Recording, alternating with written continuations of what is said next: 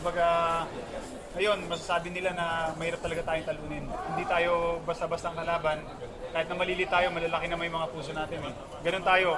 So, basketball, yan kumbaga mahal natin yan eh. Ping, tingin mo, pinakaba nung game na to yung New Zealand? Ha? Tingin mo, Hindi lang sila, pati yung France, napakaba natin eh. Kahit paano, di ba? Pero, iiwanan namin itong larong to. Kailangan namin mag-focus bukas. Hindi kailangan na, kaya natin France. Baka bukas, baka mabaliktad naman tayo eh. So, kailangan pa rin magtrabaho. Viewing bukas, practice, shoot around, tapos pag-uusapan kung ano yung mga kailangan adjust. English, make or break bukas. Anong kailangan gawin ng Gilas para manalo? Kasi na ano kanina, possession by possession kailangan eh. Kumbaga yung mga error namin, yun din yung nagpatalo kanina eh.